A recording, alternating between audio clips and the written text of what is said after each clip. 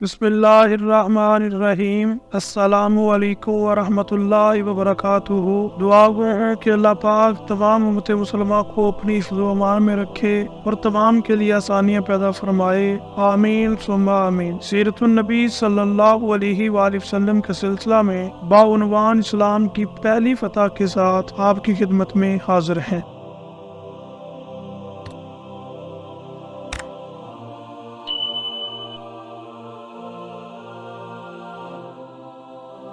جنگ سے پہلے حضور نبی کریم صلی اللہ علیہ وآلہ وسلم نے صحابہ رضی اللہ عنہم کی صفوں کو ایک نیزے کے ذریعے سیدھا کیا تھا۔ صفوں کو سیدھا کرتے ہوئے حضرت سواد بن غزیہ رضی اللہ عنہ کے پاس سے گزرے، جس صف سے قدرے آگے بڑھے ہوئے تھے۔ حضور اکرم صلی اللہ علیہ وآلہ وسلم نے ایک تیر سے ان کے پیٹ کو چھوا اور فرمایا، سواد صف سے آگے نہ نکلو، سیدھے کھڑے ہو جاؤ۔ اس پر حضرت سواد رضی اللہ عنہ نے عرض کیا، اللہ کے رسول، آپ نے مجھے اس تیر سے تکلیف پہنچائی، آپ کو اللہ تعالیٰ نے حق اور انصاف دے کر بھیجا ہے، لہٰذا مجھے بدلہ دے۔ آپ صلی اللہ علیہ وآلہ وسلم نے فوراً اپنا پیٹ کھولا اور اس سے فرمایا، لو تم اب اپنا بدلہ لے لو۔ حضرت سواد آگے بڑھے اور آپ کے سینے سے لگ گئے اور آپ کے شکم مبارک کو بوسہ دیا، جس پر آپ صلی اللہ علیہ وآلہ وسلم نے دریافت کیا، سواد تم نے ایسا کیوں کیا؟ انہوں نے عرض کیا،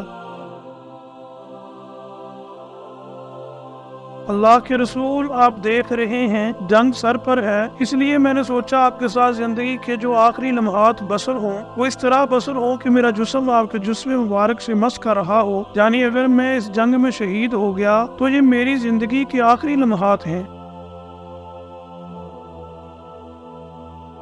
جس سن کر حضور اکرم صلی اللہ علیہ وآلہ وسلم نے ان کے لیے دعا فرمائی۔ ایک روایت میں آتا ہے، جس مسلمان نے بھی نبی کریم صلی اللہ علیہ وآلہ وسلم کے جسم کو چھو لیا، آگ اس جسم کو نہیں چھوئے گی۔ ایک روایت میں یوں ہے کہ جو چیز بھی حضور اکرم صلی اللہ علیہ وآلہ وسلم کے جسم کو لگ گئی، آگ اسے نہیں جلائے گی۔ پھر جب حضور اکرم صلی اللہ علیہ وآلہ وسلم نے صفوں کو سیدھا کر دیا تو فرمایا، جب دشمن قریب آ جائے تو انہیں تیروں سے پیچھے ہٹانا اور اپنے تیر اس وقت تک نہ چلاؤ جب تک کہ وہ نزدیک نہ آ جائے، اس طرح تلواریں بھی اسی وقت تک نہ سونتنا جب تک کہ دشمن بالکل قریب نہ آ جائے۔ اس کے بعد آپ صلی اللہ علیہ وآلہ وسلم نے صحابہ کرام رضی اللہ عنہم کو یہ خطبہ دیا، مصیبت کے وقت صبر کرنے سے اللہ تعالیٰ پریشانیاں دور فرماتے ہیں اور غموں سے نجات عطا فرماتے ہیں۔ پھر آپ صلی اللہ علیہ وآلہ وسلم اپنے صاحبان میں تشریف لے گئے۔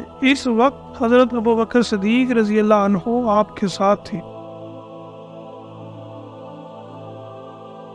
صاحبان کے دروازے پر حضرت سعد بن معاذ رضی اللہ عنہ کچھ انصاری مسلمانوں کے ننگی تلواروں کے لیے کھڑے تھے تاکہ دشمن کو نبی صلی اللہ علیہ وآلہ وسلم کی طرف بڑھنے سے روک سکیں۔ آپ صلی اللہ علیہ وآلہ وسلم کے لیے وہاں سواریاں بھی موجود تھیں تاکہ ضرورت کے وقت آپ سوار ہو سکیں۔ مسلمانوں میں سب سے پہلے مہجر رضی اللہ عنہ آگے بڑھے۔ یہ حضرت عمر رضی اللہ عنہ کے غلام تھے۔ عمر بن حضرمی نے انہیں تیر مار کر شہید کر دیا۔ ادھر نبی کریم صلی اللہ علیہ وآلہ وسلم اپنے صاحبان میں اللہ تعالیٰ کے حضور سجدے میں گر کر یوں دعا کی، اے اللہ، اگر آج مومنوں کی جماعت ہلاک ہو گئی تو پھر تیری عبادت کرنے والا کوئی نہیں رہے گا۔ پھر حضور اقدس صلی اللہ علیہ وآلہ وسلم اپنے صاحبان سے نکل کر صحابہ کے درمیان تشریف لائے اور انہیں جنگ پر ابھارنے کے لیے فرمایا، قسم ہے اس ذات کی جس کے قبضے میں محمد کی جان ہے، جو شخص بھی آج ان مشرکوں کے مقابلے میں صبر اور ہمت کے ساتھ لڑے گا، ان کے سامنے سینہ تانے جمع رہے گا اور پیٹھ نہیں پھیرے گا، اللہ تعالیٰ اسے جنت میں داخل کرے گا۔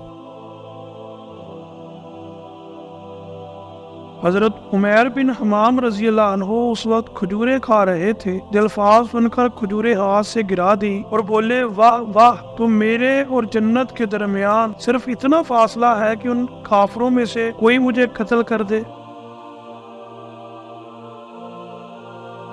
جو کہتے ہی تلوار سونت کر دشمنوں سے بھڑ گئے اور لڑتے لڑتے شہید ہو گئے۔ حضرت خوف بن افرا رضی اللہ عنہ نے آپ صلی اللہ علیہ وآلہ وسلم سے پوچھا، اللہ کے رسول، بندے کے کس عمل پر اللہ کو ہنسی آتی ہے، جانے اس کے کون سے عمل سے اللہ تعالیٰ خوش ہوتے ہیں؟ جواب میں آپ صلی اللہ علیہ وآلہ وسلم نے فرمایا، جب کوئی مجاہد ذرائع بختر پہنے بغیر دشمن پر حملہ آور ہو، جو سنتے ہی انہوں نے اپنے جسم سے ذرائع بختر اتار کر پھینک دی اور تلوار سونت کر دشمن پر ٹوٹ پڑے، جہاں تک کہ لڑتے لڑتے شہید ہو گئے۔ حضرت معبد بن وہب رضی اللہ عنہ دونوں ہاتھوں میں تلوار لے کر جنگ میں شریک ہوئے، جو نبی پاک صلی اللہ علیہ وآلہ وسلم کے ہم زلف تھے، یعنی ام المومنین حضرت سودا رضی اللہ عنہا کی بہن کے خاوند تھے۔ جنگ کے دوران حضور نبی کریم صلی اللہ علیہ وآلہ وسلم نے ایک مٹھی کنکریوں کی اٹھائی اور مشرکوں پر پھینک دی۔ ایسا کرنے کے لیے حضور صلی اللہ علیہ وآلہ وسلم کو حضرت جبرائیل علیہ السلام نے کہا تھا۔ کنکریوں کو مٹھی سے پھینکتے وقت حضور صلی اللہ علیہ وآلہ وسلم نے ارشاد فرمایا، جو چہرے خراب ہو جائیں۔ ایک روایت کے مطابق یہ الفاظ آئے ہیں، اے اللہ ان کے دلوں کو خوف سے بھر دے، ان کے پاؤں اکھاڑ دے۔ اللہ کے حکم اور رسول صلی اللہ علیہ وآلہ وسلم کی دعا سے کوئی کافر ایسا نہ بچا جس پر وہ کنکری نہ پڑی ہو۔ ان کنکریوں نے کافروں کو بدحواس کر دیا۔ آخر نتیجہ یہ نکلا کہ وہ شکست کھا کر بھاگے۔ مسلمان ان کا پیچھا کرنے لگے، انہیں قتل اور گرفتار کرنے لگے۔ کنکریوں کی مٹھی کے بارے میں اللہ تعالیٰ نے قرآن کریم میں ارشاد فرمایا، اور اے نبی، کنکریوں کی مٹھی آپ نے نہیں بلکہ ہم نے پھینکی تھی۔ حضور نبی کریم صلی اللہ علیہ وآلہ وسلم نے کافروں کے شکست کھا جانے کے بعد اعلان فرمایا، مسلمانوں میں جس نے جس کافر کو مارا ہے اس کا سامان اسی مسلمان کا ہے، اور جس مسلمان نے جس کافر کو گرفتار کیا اسی مسلمان کا قیدی ہے۔ وہ کافر جو بھاگ کر نہ جا سکے انہیں گرفتار کر لیا گیا۔ اس جنگ میں حضرت ابو عبیدہ بن جراح رضی اللہ عنہ نے اپنے باپ کو قتل کیا۔ پہلے خود باپ نے بیٹے پر وار کیا تھا، لیکن یہ وار حضرت ابو عبیدہ رضی اللہ عنہ بچا گئے اور خود اس پر وار کیا جس سے وہ مارا گیا۔ اس پر اللہ تعالیٰ نے یہ آیت نازل فرمائی،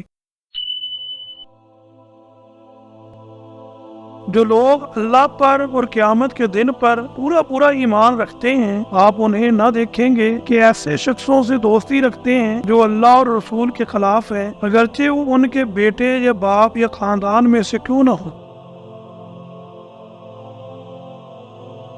اس جنگ میں حضرت عبد الرحمن بن عوف رضی اللہ عنہ نے امیہ بن خلف اور اس کے بیٹے کو قیدی بنا لیا۔ اسلام سے پہلے مکہ میں یہ شخص حضرت عبد الرحمن بن عوف رضی اللہ عنہ کا دوست رہا تھا، اور یہی وہ امیہ بن خلف تھا جو حضرت بلال رضی اللہ عنہ پر بے تحاشا ظلم کرتا رہا تھا۔